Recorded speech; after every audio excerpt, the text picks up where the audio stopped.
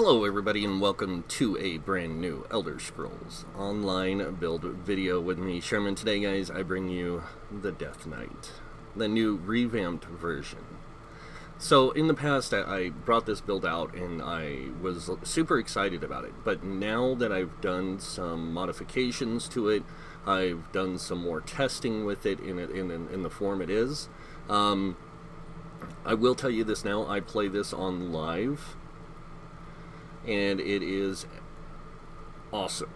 It is a super powerful build. It is a super aggressive build, but it can do a lot of stuff, and that's what makes it so, unique. So let's go ahead and get started by taking a look at what we are. Now, this is my build from the live server. I play a Dark Elf Necromancer, 21k Magicka, 24k health, 31k stamina. I do have 64 points into stamina. I have a 568 mag recovery, a 681 health recovery, and a 557 stamina recovery. As you can also see, I have a 2064 spell damage, 3358 weapon damage. I have a 38% spell critical with a 41% weapon critical. I also have 17k spell resist and physical resist, almost 18k on the spell side. Now, there is a reason why on the live server I chose Dark Elf with the Necromancer. It was something I used to play a long time ago in another game. I used to play in EverQuest, a Dark Elf Shadow Knight. Well, a Dark Elf Shadow Knight, to me, they were really cool to play. And then when I moved over to Warcraft, and they released the Deathknight, I made a Night Elf Deathknight, and that's how I played him, and it was really cool. I played him with the two-handed sword, lots of mix between like death magic and ice magic and stuff like that, and that was when the Deathknight was first released. Now, as things progressed and they started adding the 3 paths for you to choose from, I went ice mostly. But I didn't want to do that here. I wanted to take it back to its original kind of form of what I had there. So that's the reason for the Dark Elf. Necromancer, just cool class anyways. We are running the Thief Mundustone, and as you can see, we do have Major Brutality at all times and Major Prophecy at all times. So we do have high spell crit and high weapon damage. It kind of plays into the build. You guys will see why in a minute. It's really cool. And then, of course, we are using the Tri-Stat food. So moving on to gear. Now, when it comes to gear with this build... Oops, I left something in the inventory. I might have a few other items in here. I'm not going to throw them all away, but... so when it comes to gear, you can use Braised Rabbit, which gives you health and stamina if you're focusing more on the stamina side. But remember, when you do switch foods out, you do lose a resource. In this case, you're going to lose a lot of Magicka, and that can really affect how this build plays. Tripods are going to be some good pots that you can use, because you do get Major Brutality anyways, so you don't really need that Major Sorcery. Or Major... anything. Like, you'll see why. Dubious Cameron Throne is another food you can use for high recovery and stamina, and it will drop your health and stamina pools, but it does give you that greater recovery, so you can play a little bit more into that side if you want to.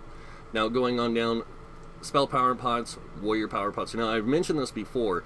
These can be used in alternate ways. Like, if you wanted to be a healer, using Power Pots, Spell Power Pots would be a good idea. If you're going to go more physical, Warrior Power Pots, much better idea. Tri-Stat food is my primary go-to food on this on live, and Tri-Pots. I don't use a lot of like the Warrior Power Pots and stuff like that, but that's because I don't change a lot of my build to play other roles. When it comes to using foods and drinks, I pretty much just stick with what I have, and I just adjust the skills I have in my bar. So, and yeah, that's it. So that's the foods and drinks you can use on this build. And you can use other food and drinks. You can use Witchmother's Potent Brew if you're going to play healer, you know, whatever. And yes, you can use a Resto Staff if you want. You can use a Lightning Staff with this build. It has a lot of possibility in it, but it does require the adjustment of stats then. And stats not in your gear, but stats in your point allocation on your character sheet. On the character screen here. So like these 64 attribute points, you'd want to put them in a Magicka. Alright, so now going over sets. Starting with the monster set, we are using Thorvikins. Thorvikins is just an uber set. I don't, you know, a lot of people say, well, it only does 100 damage. It actually does more, but it's a small amount more. But the main reason for it is it does do that minor maim and that minor defile. Both of those are really powerful in how they work, especially when you're playing in a group, or you're solo playing, or you're playing in PvP. It doesn't matter. It's a really good set for all three areas because of how it works. It can play into group dynamics really well. It plays into solo play really well. And again, so the one piece adds max health. 2 piece, when you take damage from a nearby enemy, you summon a growing pool of desecrated bile for 8 seconds. Enemies hit by the bile take 149 bile or 149 disease damage every second and are afflicted with minor maim and minor defile for 4 seconds, reducing their damage done and their healing received. This effect can occur every 16 seconds. So you do have a 12-second in-between uptime, but it's still a really, really good set. Now, this is the first build you're going to ever see this in, because I don't usually use a lot of trial sets, but with this set and the particular way it fits into the build, you'll see why it works out so well. And that is because it's trial set, and that's Advancing Yodakai or Berserking Warrior set. So this set, the 2 and 4-piece weapon crit, the 3-piece weapon damage, very much like Kvetch's Gladiator and Night Mother's Gaze, or a lot of other sets in the game that give you that 2 to 4-piece bonus. But the 5-piece is where it really shines. When you deal melee damage, your critical strike rating is increased by 400 for 6 seconds, stacking up to 5 times. This effect can occur once every half second. Now, here's why this is such a good set. Is 1, it can drop in a 5-piece of heavy armor, and that's what I put on here. If you look, I put 5 pieces, it's all heavy, and then I did light shoulder or medium shoulders with a light helm. This actually plays out really well with this build, and it gives you a really good combination of you know, like, because you're using heavy armor, you get that greater defensiveness, but because you're using this Berserking Warrior set, you get that higher critical rating. So even though I might look like I have a 41%, I can actually take this as high as 50, almost 56% critical with this setup. So Advancing Yodakai, really powerful for this build. Now, the next set. This is where things are gonna get kind of weird for some people, because a lot of people say this is not a set you use like this, but I did it, and I love it. So the next set I'm running is Druid Kingslayer.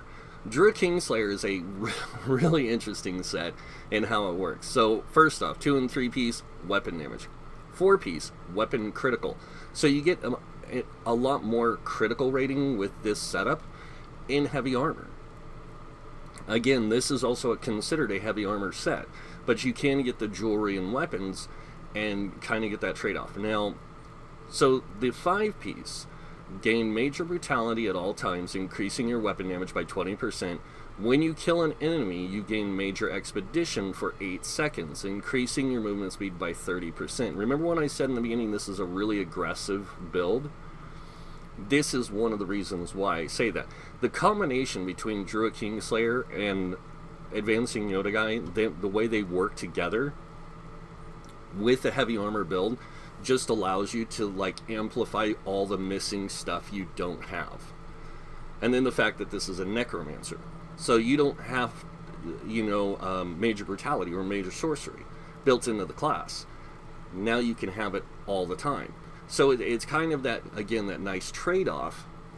And you could use a warrior power pot to give you more critical, but you really don't need it, because this is already going to give you enough critical to put you in a good place for DPS.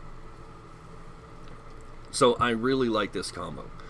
Now, going over the traits and stuff, you're going to notice that I did something a little different here than what I do with most of the heavy armor builds. First off, I did use Invigorating on the helm and the legs. That's a normal thing I do. I did use Reinforced on the chest. And then the smaller pieces, I went Divines. And if you notice, I put max stamina in them instead of going something like max health. The reason for the max stamina was I wanted my stamina pool to be as high as possible. See, this build plays off of a lot of stamina-based abilities, but it uses magicka for other means. And I'll show you what I mean when we get to the skills and stuff, but it works out really well. So tri-stats on the big pieces, stamina on the small pieces, and on the small pieces, divines. Reason for divines, again, is you are using the Thief Mundus Stone, so getting that higher crit rating does help out. And then if you do decide you want to play a different role, like say a tank, a healer, a damage dealer, depending on what Mundus Stone you go, you still get that extra increase from the divines. And it works out really well. Moving on to the jewelry, of course, we do have the 2 trirunes set up here, but you'll notice that we have 2 weapon damage on this setup. This is why our weapon damage is so insanely high, is we have a lot of weapon damage built into it. Now, the third item is a necklace. And the necklace is infused, but it has a health recovery in it. Now, there's a reason why I went health recovery with this. Even though it's 781, it seems kind of low, but with the way this build plays and the way it uses its tool set and the way it uses everything, you'll see why the health recovery plays a little bit better into it than, say, something like stamina recovery or mag recovery. Now, moving on to the weapons. The two-handed weapon sword we are using is Druid Kingslayer Nirnhoned. If you can't transmute it to Nirnhoned, Sharpen's a really good option, and Infused. Either one. So you have that choice. Now with this, I am using a Crusher enchant. This will give me increased spell and physical penetration. Because of how this build plays, that's really good, because we do use some magic damage tools and some spell or physical damage mostly, but we do use some magic damage tools, so it works out really well. And then of course with the Nirnhoned, you get that higher weapon and spell damage because it increases the damage of the weapon to 1806. Now on the back bar, we are using an infused bow with a weapon and spell damage enchant, just to give us that higher weapon spell damage capability. Alright, now that you guys have seen that stuff, let's go ahead and move on to skills. And I'm going to go over the skills I have equipped, then I'm going to go over the skills I have unlocked. Now this is what I would use if I was just normally running around the world, doing overland content, doing different things. A lot of people are going to see the skills and be like, okay, it's really solo friendly, or solo powerful, and it is to a degree, but it isn't, and you'll see why here in a minute. So our first ability is Ruinous Scythe. Now this is a really good ability. It does a lot of damage. It does a cone attack hitting multiple targets, and every third cast of this ability will set an enemy off balance. Now you also heal when you do this for so much health the first enemy hit, and additional health for each additional enemy up to 5 times. The healing of this ability scales off your max health. Since we do have a 24k max health, we get a bigger heal from it, and it helps us just stay alive easier. Now, the next ability we have is Carve. Now, Carve does damage up front and damage over time. It also helps keep that Crusher enchant applied, but we are using a Nirnhoned weapon, so it will keep Crusher applied twice. So it does keep it up for the duration of the 10 seconds that Carve lasts. Now, the next ability is Spiked Bone Shield. Now, you get this from the Undaunted line. It is a very powerful shield because it is based off your max health, but the shield also returns 134% of the direct damage absorbed back to the enemy. This is not just a damage absorption shield, it is a damage shield. So as you take damage, they take damage. It works out both ways. And the ability, of course, does scale up for max health, and it's a great synergy. An ally near you can activate the Bone Wall synergy, granting the ally and up to 5 other allies a damage shield equal to 34% of your max health for 6 seconds. Next ability we have on our bar is Unnerving Boneyard. Now this one, I just can't say how much I enjoy using this skill on this build because it works out so well. So this one, you desecrate the ground at the target location, dealing X amount of frost damage over 10 seconds, and applying major breach and fracture to the enemy, reducing their spell and physical resist by 5,280. This can consume a corpse to deal 50% more damage, and an ally standing in the graveyard can activate the Grave Robber synergy, dealing X amount of frost damage to the enemies in the area and healing you for the damage done. Next ability, and this is where things get really interesting because we can equip this Inner Light. So this will increase, give you Major Prophecy, and it gives you 5% more max magicka. Now if you have all the Mages Guild passives, you actually get another 2% max magicka on top of this for having this slotted. So you actually get 7% more magicka for having this here, not just 5. And then of course you can use this in PvE and PvP to make hidden enemies exposed. Not so much in PvE, but there is times where it does help. And then, of course, also, the next ability we have is Berserker's Rage. I love Berserker's Rage. 1, you strike an enemy dealing X amount of physical damage to them and all nearby enemies. It's a huge AoE attack. And then the attack ignores the target's resistance and grants you their physical and spell resistance equal to their resistance ignored for 8 seconds. You are immune to all disabling, snare, and immobilization effects for the duration.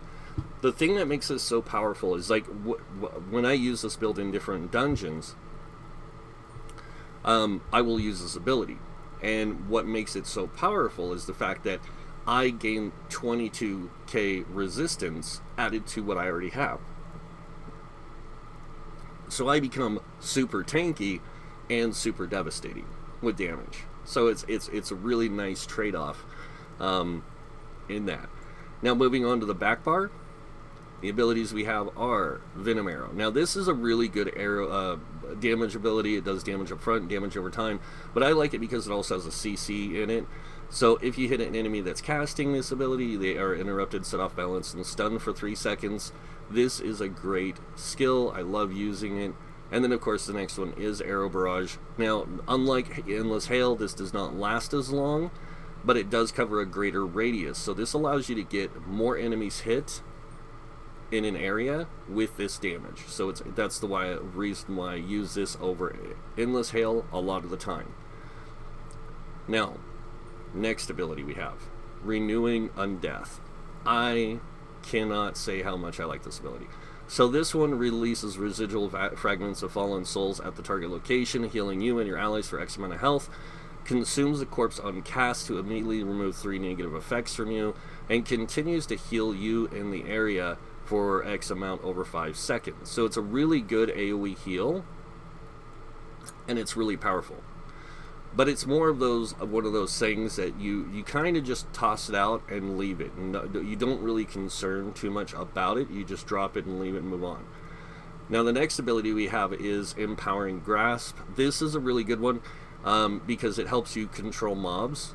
So summon skeletal claws from the ground, snaring enemies by 50% for 5 seconds, and inflicting minor maim on them, reducing their damage done by 15%. Hitting you or your allies grants some power for 5 seconds, increasing the damage of your next light attack by 40%. And then hitting a skeletal mage or a spirit mender enhances them for 5 seconds, increasing their effectiveness by 40%.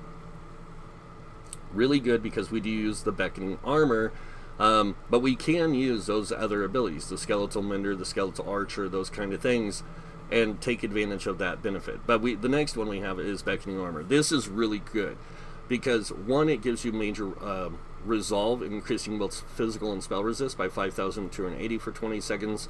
While active, enemies that strike you with ranged attacks will be pulled toward you once every 3 seconds.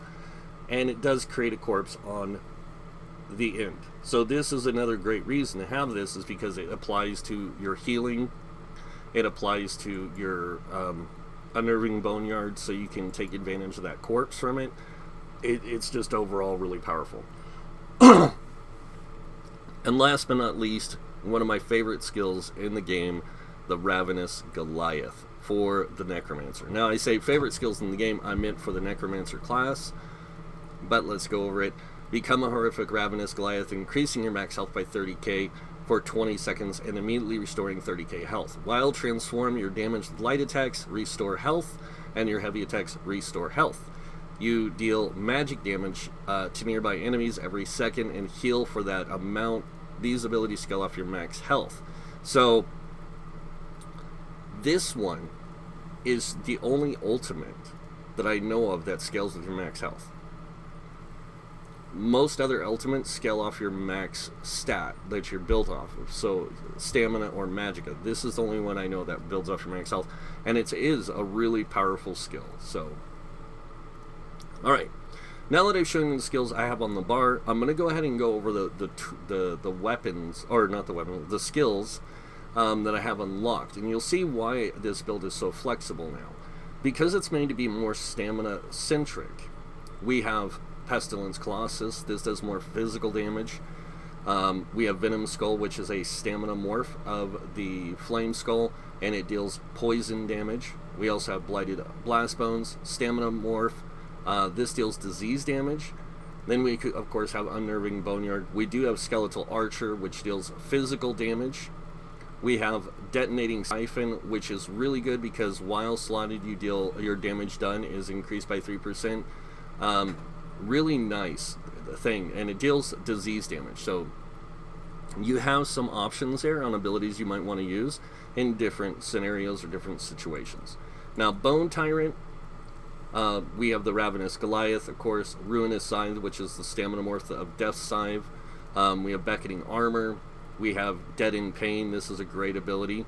And then, of course, we also have Agony Totem. I love this ability. It's really nice. It also gives your allies minor protection for 11 seconds, reducing their damage taken by 8%.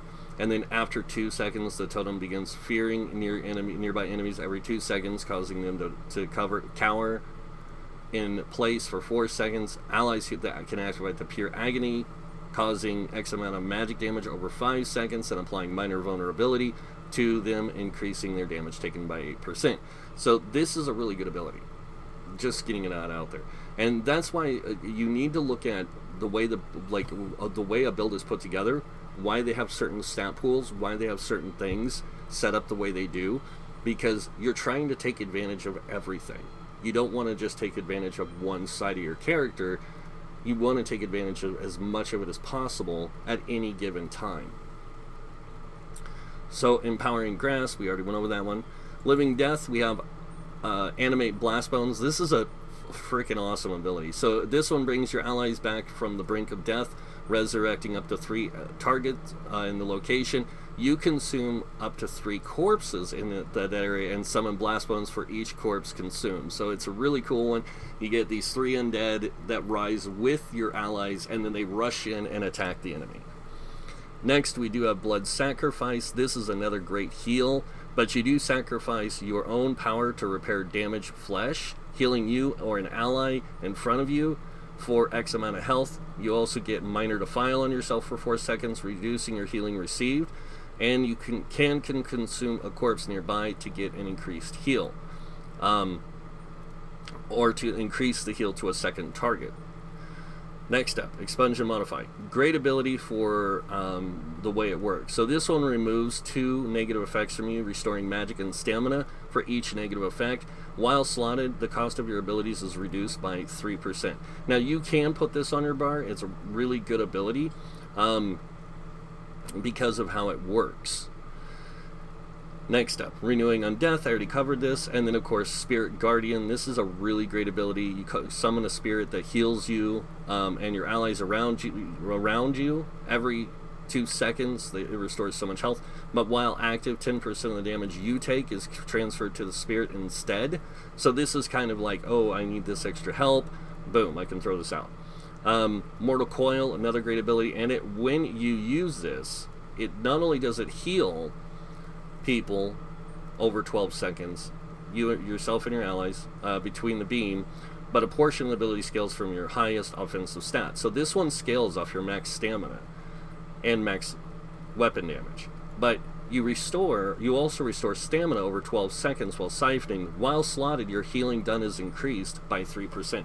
So when I said you could play this build as a healer, you have all these healing skills built in to the class. So technically you can play a really effective healer even with this setup using two-handed and bow, because a lot of the healing effects you're using give you resources back that apply to your stamina, or give you these defensive capabilities, or do different things that allow you a really flexible kind of play style. And that's why I like the Warden so much, the Templar, and the Necromancer. Is they're so universal in the way they play, because the classes have pretty much every kind of thing built into them: stamina, magicka, and healing, and tanking, and all that.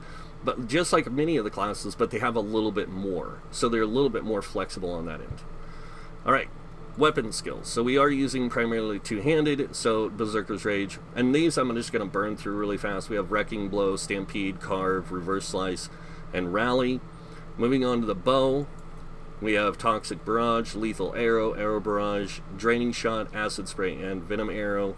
And then we are using Heavy Armor, so I did unlock the Unmovable active ability. This is actually a really good ability, because it does increase the amount you can block and the potency of the snare that is applied to you, because you do get snared for 7 seconds. So World Skills, Soul Magic, Shattering Soul, really great.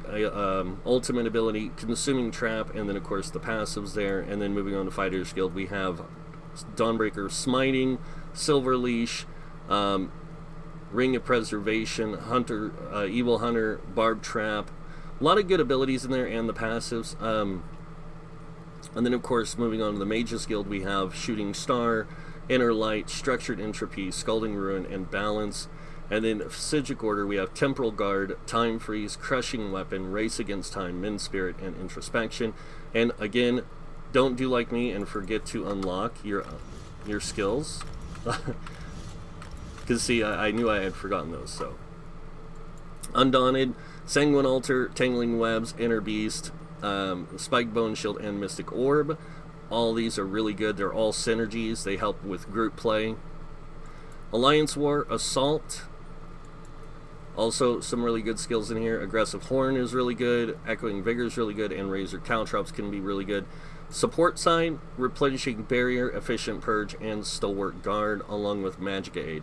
Now, a lot of people do bring things up to me in comments and stuff, saying, why don't you use these? Have you thought about swapping out these abilities or these abilities? The reason I do unlock all these skills is so I can swap those abilities out when I need them for different situations. Like, I might swap out Stalwart Guard with one of my abilities just so I can get that chain effect going between me and an ally, giving us both the Minor Force. And even though it does redistribute 30% of the incoming damage to me, I can actually take it because I'm in heavy armor. I got higher survivability. So it's really nice. Racials, Dark Elf. So being a Dark Elf, we get Dynamic. Now this increases our magic and stamina by 1875.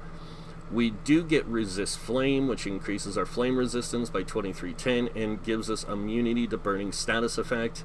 And then, of course, we get Ruination, which increases our weapon and spell damage by 258. Now, I want to talk about flame resistance for a second, because a lot of people don't understand how it works.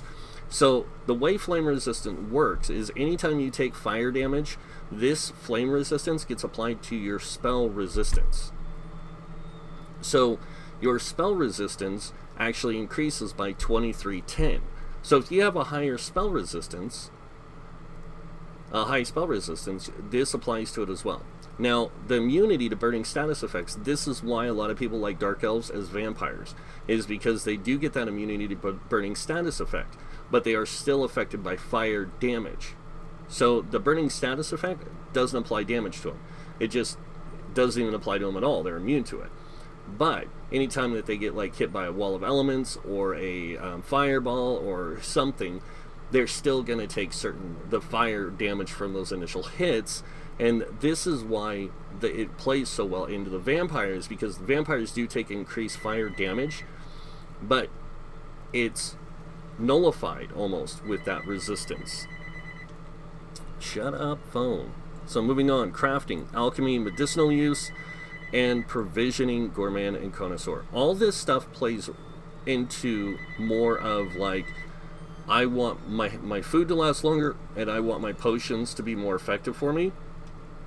And it's really important you do unlock these. And they're not too hard to unlock, because the way I do it on live is I train each of my people in potions and or alchemy and provisioning. I max them out in those, and then what I do is I just go back and reset them, and then just take medicinal use and take the provisioning, gourmand, and connoisseur, and I just leave the rest empty, because you don't need the rest, because you're not going to be crafting foods and stuff with that character. You're going to be using it for this purpose. You're going to have another character maybe that you craft food and alchemy potions with, but it comes in handy. Alright, moving on to CP, and we're going to burst through these really fast. So starting with the red tree, we have 56 in Ironclad. This reduces damage taken from direct damage attacks by 20%. We do have 20 into Spell Shield, increasing spell resistance by 1900. And then moving on over here, we have 31 into Thick Skin, reducing your damage taken from damage over time effects by 13%. We have 43 into Hardy. This reduces your damage taken from physical poison disease damage by 10%. And 43 into Elemental Defender. This reduces your damage taken from flame, frost, shock, and magic damage by 10%. Moving on to the final red tree, we have 40 into Bastion. Now this increases the effectiveness of your damage shields by 16%. We also have 19 into Quick Recovery, increasing your healing received by 5%, and 18 into Heavy Armor Focus, increasing your physical and spell resistance while wearing 5 pieces or more of heavy armor by 1729. Now I do want to say this also, because I get asked this a lot. Why do you do why does each of your builds have different allocations into heavy armor, light armor, and medium armor, and then the spell focus? Because not every class gets resistance benefits. So like, they're not the Dragon Knight who gets 3,000 something extra spell resist. They're not the Templar who gets 2,000 something extra spell resist, or the Breton who gets that. So when you see me make certain builds with different races, you'll notice that there's times where I'll put more into one attribute over another because of the race choice, because of the class choice. And that's really why I do that. So I just want to clarify. I will be clarifying it even more in another video. So moving on, we have 40 into Warlord. This reduces your break free cost by 16%. We do have 16 into Sprinter, reducing your sprint cost by 10%, and 16 into Bashing Focus, reducing your bash cost by 10%. Now moving on to the middle tree here, we do have 43 into Healthy. This increases your health recovery by 10%, and we have 75 into Tenacity, increasing your Magicka stamina return over fully charged heavy attacks by 14%. You will be getting more stamina back than Magicka with heavy attacks. Okay, because you will only get stamina back because you're using both a bow and two-handed. But you do get a decent amount of mag recovery, and you do have other ways of getting Magicka back using tripods. So, moving on. Final green tree, 40 into Tumbling, reducing your dodge roll cost by 16%, and 40 into Shadow Ward, reducing your block cost by 16%. And then, of course, moving on to the final area, the blue tree, we have 43 into Bless. This increases your healing done by 10%. Moving on to the middle here, we have 35 into Physical Weapon Expert, increasing your damage done with two-handed, your light and heavy attack damage done with two-handed, one-handed sword and shield, dual-wield bows, and werewolf form by 20%. We also have 40 into Mastered Arms, increasing your direct damage done by 16%. And then, of course, moving on over here, we have 56 into Mighty, increasing your physical poison disease damage done by 12%. 56 in the precise strikes, increasing critical damage and critical healing with stamina abilities by 20%, and 40 in the thaumaturge, increasing your damage done with damage over time by 16%. So that is it for the CP, and now I'm going to take this into the dungeon and show you guys how it works in action, so you can see for yourselves. Now, like I said, this build right now, the way it's set up, is primarily how I would play it if I was playing in the Overland, or doing, like, say, delves, public dungeons, world bosses, or even taking on Maelstrom Arena, or I want to take on, you know, like, soloing a lot of stuff.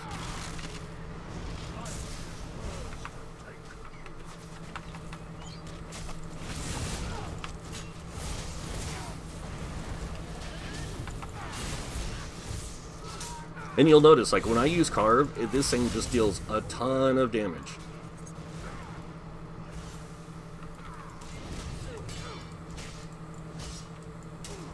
Alright. Done. Moving on.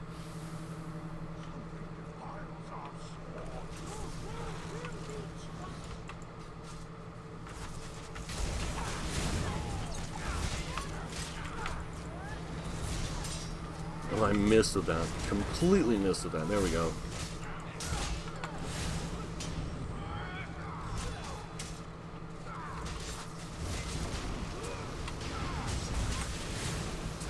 And you'll notice, like, I don't use a lot of magic abilities. I use only what I need to.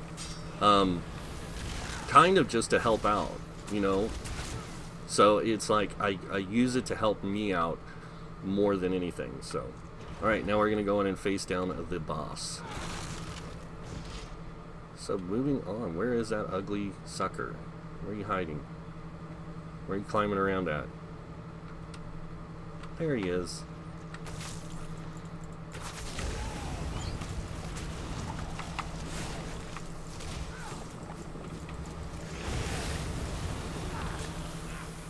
Ah! Run, run, run, run, run. Whoa.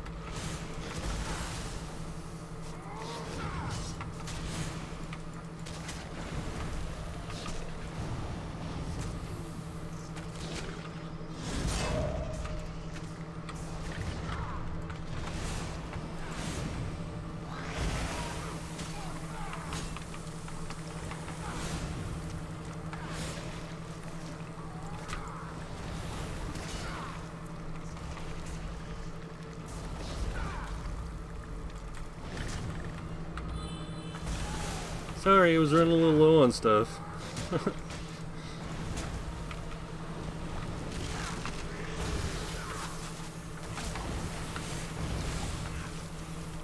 And that's the other reason why I like Ruinous Scythe so much, is it's such a powerful heal. Even when you're fighting one enemy, it can be really powerful in keeping you alive. But when you're fighting trash, though, is where it really, really shines the most.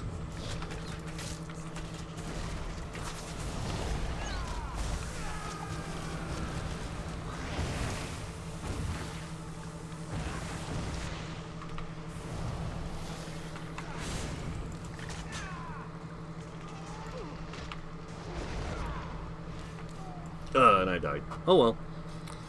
Everyone makes their mistakes. So.